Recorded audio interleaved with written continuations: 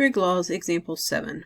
For triangle ABC, determine the measure of angle C to the nearest degree given A equals 18, B equals 34, C equals 26, and the measure of angle B is 100 degrees. Now, your workbook may say here, determine the length of side B to the nearest tenth. That's a typo because they already gave us side B, so we can't determine the length of it. We already know it. It should say measure of angle C, and you can correct that in your own workbook. So for our law that we're going to be using, first I'm going to draw my picture so I can see what I have and what I'm given. I know I have three sides, so if all else fails, I can use law of cosines, but if I can use law of sines, I'd rather do that because it's a little bit easier. So I'm going to draw my triangle. I have a 100 degree angle. That is my side B. So across from that has to be 34. And then I'll say this side's 18, which makes the angle across from that angle A. And this side 26, so the angle across from that will be C. So I do have two sides and the included angle, so I can use law of sines.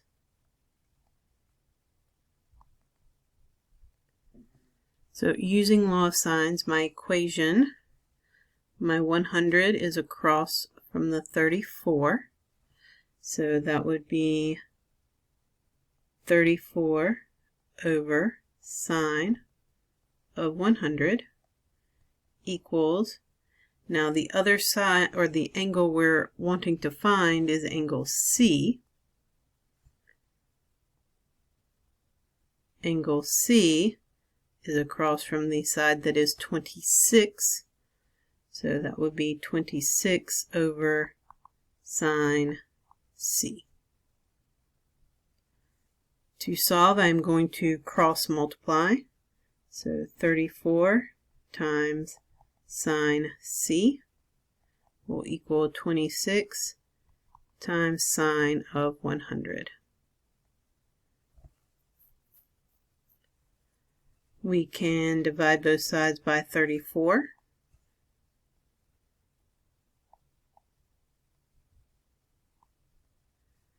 Sine of C will equal 26 times sine of 100 divided by 34. Remember, since we're finding an angle measure, we are going to need to use the inverse. So angle C would equal the sine inverse of 26 times sine of 100 all over 34. So now that we have our expression, we can put this into our calculator.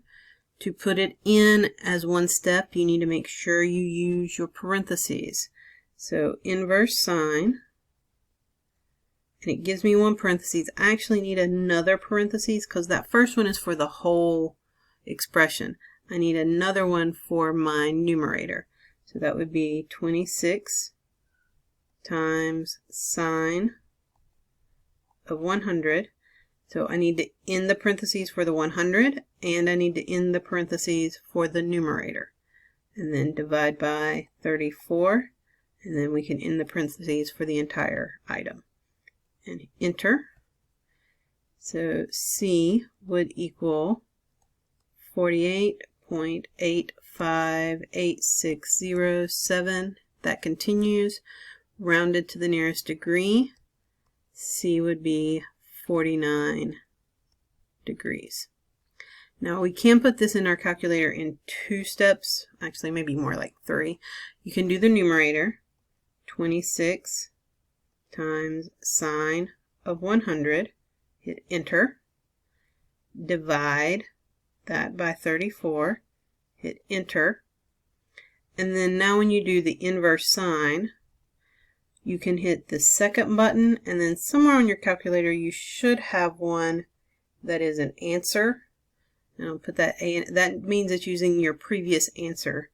And then you can hit enter and it should give you the same answer. So that way you can put it in, making sure you know you're following the order of operations, or you can put it in our first way, making sure you use your parentheses correctly.